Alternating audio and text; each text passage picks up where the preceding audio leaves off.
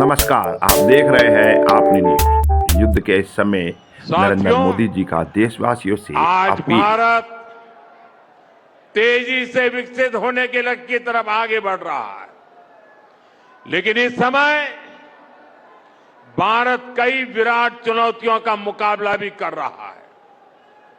साथियों, कोरोना काल के दौरान ही दुनिया सप्लाई चेन के बहुत बड़े संकट से गिर गई थी।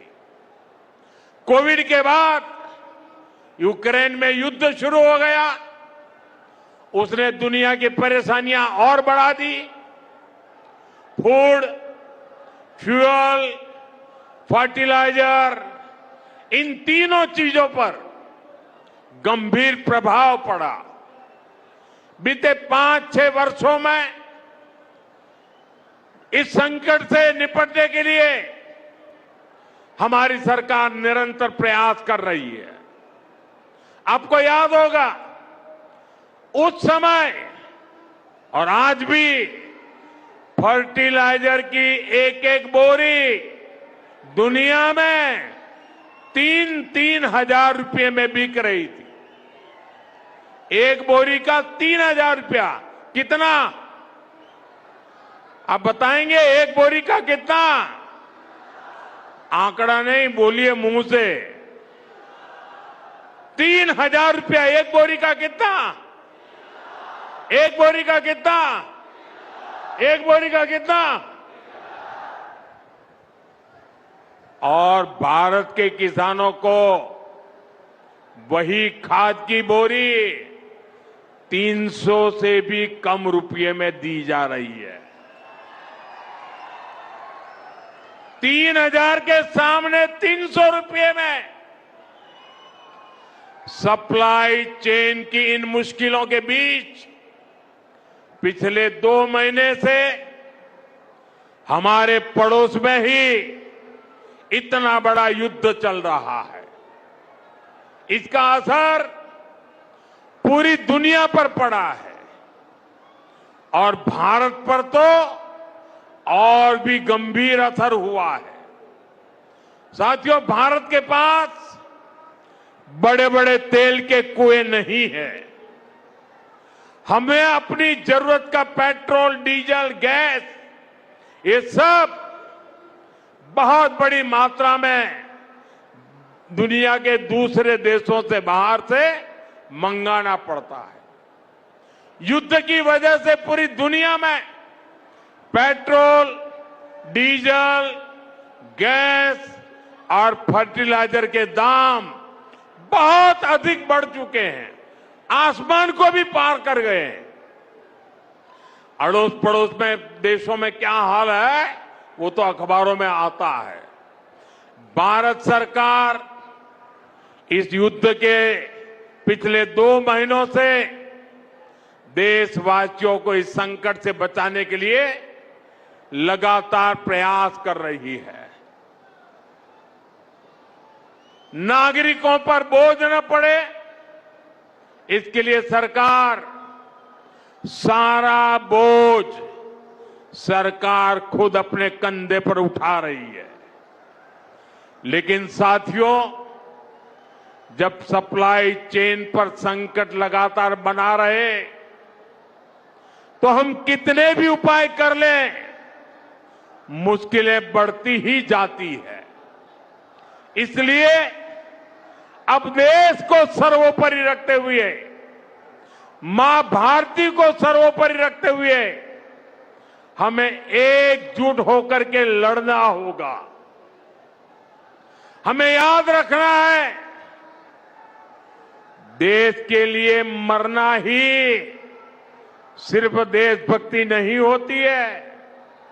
देश के लिए जीना और देश के प्रति अपने कर्तव्यों को निभाना, वो भी देशभक्ति होती है।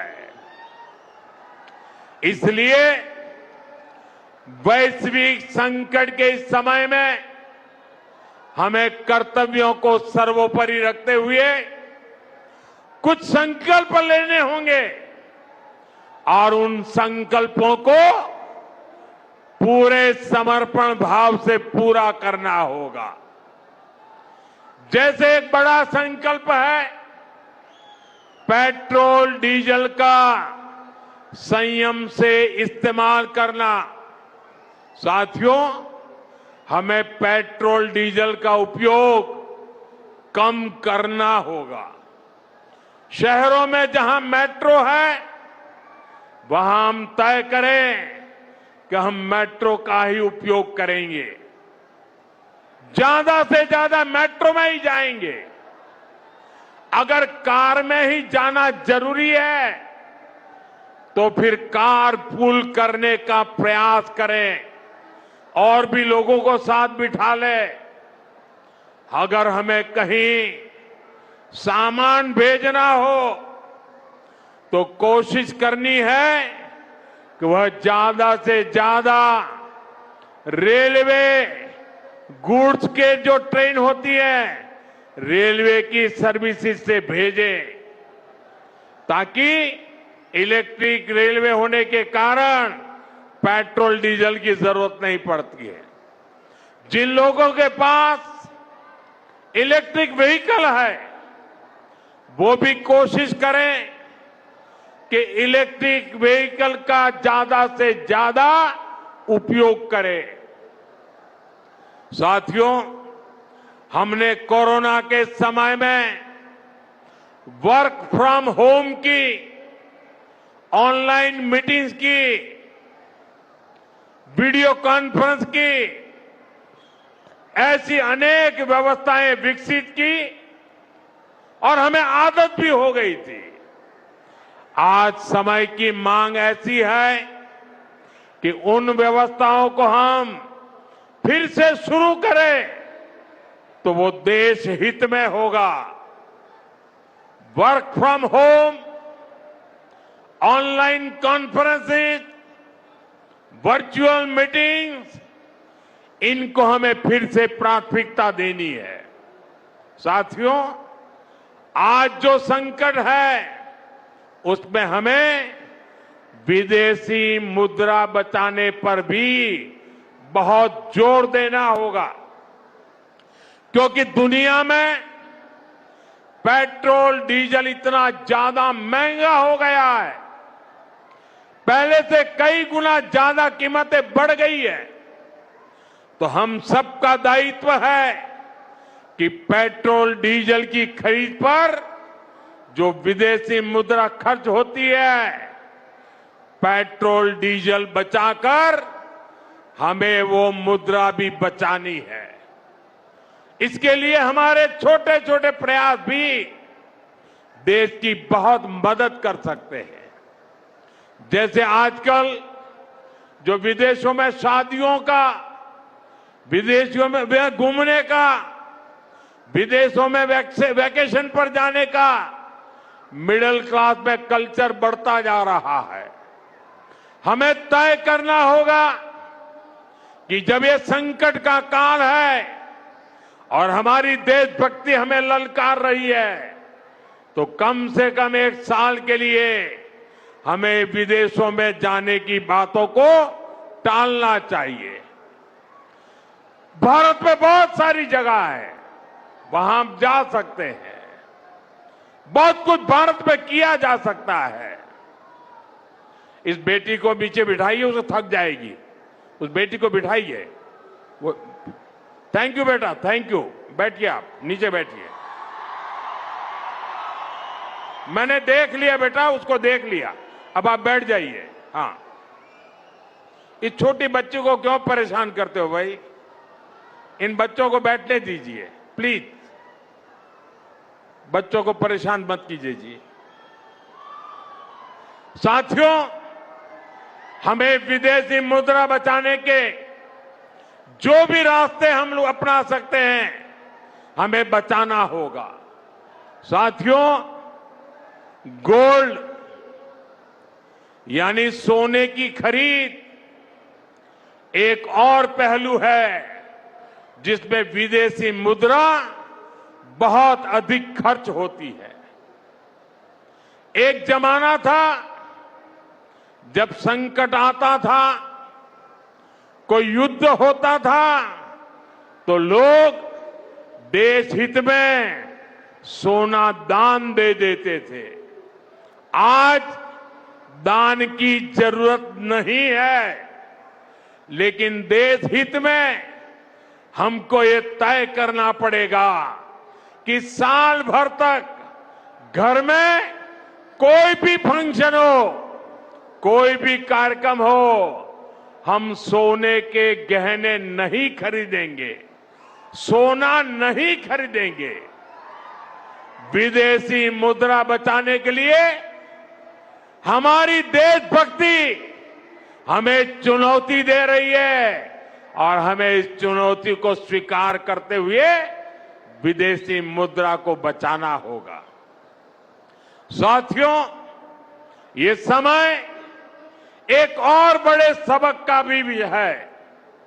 एक समय था जब हम कॉपर एक्सपोर्ट करते थे, लेकिन आज भारत के सामने स्थिति ऐसी बन गई कि अब हमें कॉपर को भी इंपोर्ट करना पड़ता है। हमारे देश में हड़तालें करवाकर कॉपर प्लांट्स को ठप करवा दिया गया और अब हालत ये हो गई कि हमें कॉपर बाहर से मंगाना पड़ता है और उसमें विदेशी मुद्रा खर्च होती है। इसलिए मैं ऐसे सभी श्रमिक समूह मजदूर संगठनों से भी कहूंगा कि हमें ऐसी बातों का जरूर ध्यान रखना चाहिए। भारत को आत्मनिर्भर बनने से जो भी कदम रोकते हैं उनमें हमें दूरी बनानी होगी और जो लोग ऐसी साजिशों में जुटे हैं उन पर भी कड़ी नजर रखनी होगी। मैं देश की अदालतों से भी आग्रह करूंगा कि ऐसी स्थिति आने पर देश हित में हमें कोई न कोई रास्ता निकालने की तरफ बढ़ना चाहिए। साथियों, ऐसे ही खाने के तेल का भी है। इसके आयात के लिए भी बहुत बड़ी मात्रा में हमें विदेशी मुद्रा खर्च करनी पड़ती है। हर परिवार अगर खाने के तेल में खाने का तेल का जो उपयोग करता है, अगर वो कुछ कमी करे, मैंने बार बार कहा है 10% कम करो। अगर हम तेल खाना कम करें ना, तो भी वो देशभक्ति का बहुत बड़ा काम है। आप देश सेवा में योगदान दे सकते हैं और इससे देश सेवा भी होगी और देह सेवा भी होगी। इससे देश के खजाने का स्वास्थ्य भी सुधरेगा और परिवार के हर सदस्य का स्वास्थ्य भी अच्छा रहेगा। साथियों, विदेशी मुद्रा की खपत वाला एक और सेक्टर हमारी खेती है। हम बहुत बड़ी मात्रा में बाहर से केमिकल फर्टिलाइजर इंपोर्ट करते हैं। केमिकल फर्टिलाइजर खेती के कारण हमारी धरती मां को बहुत पीड़ा हो रही है। हमारे खेत बर्बाद हो रहे हैं। अगर आज हम अपने खेत को नहीं बचाएंगे तो भविष्य में फसलों पर भी खतरा आ जाएगा।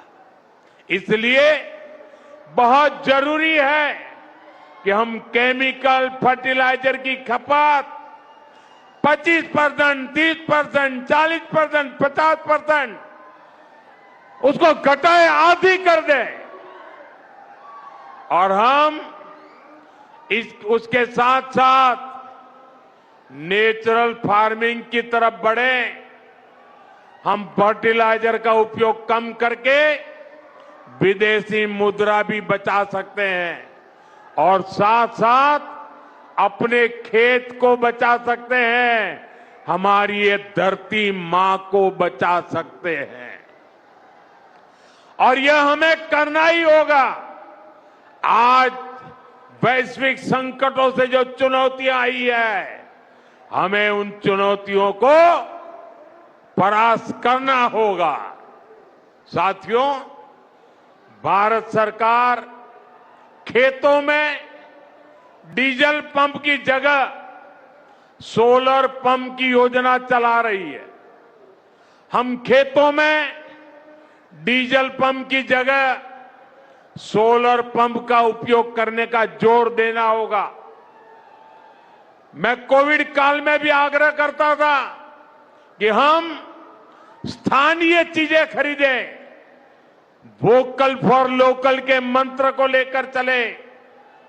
हम मेड इन इंडिया चीजें खरीदकर भी विदेशी मुद्रा बचा सकते हैं और हमारे देश में स्थानीय उत्पादन की कोई कमी नहीं है। चाहे जूते हो, पर्स हो, बैग हो, हमें स्वदेशी पर बल देना चाहिए। और मैं ये नहीं कह रहा कि जो आपके पास विदेशी चीजें खरीदी हुई है, विदेशी ब्रांड की है, उनको जाकर के फेंक दो, ऐसा मैं नहीं कह रहा हूं।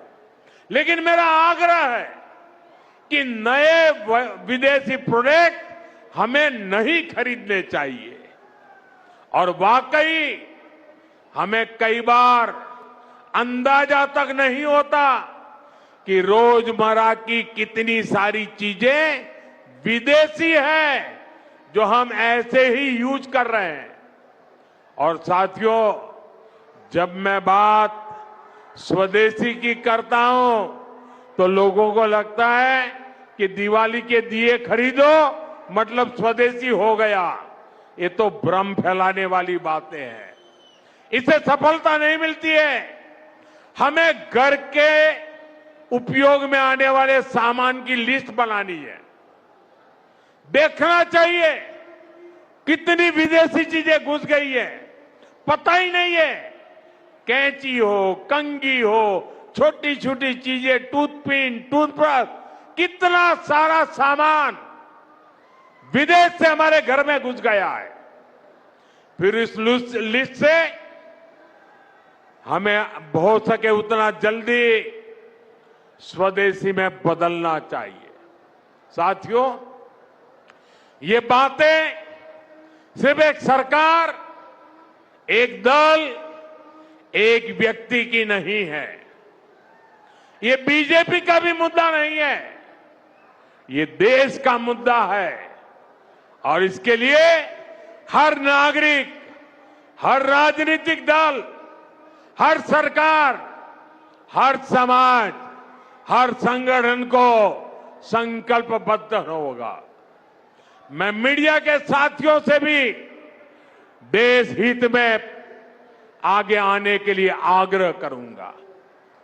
आइए देशभक्ति का भाव जगाएं और देश को जो वैश्विक संकट चल रहे हैं, देश उस संकटों का लाभ ले, परिस्थिति पे सवार हो जाए। ऐसा वातावरण बनाने के लिए हमें योगदान देना होगा और तभी जाकर के देश सफल होगा। ऐसे संकल्प जब हर नागरिक पूरी ईमानदारी से सिद्ध करेगा तो भारत हर संकट में जरूर विजयी होगा।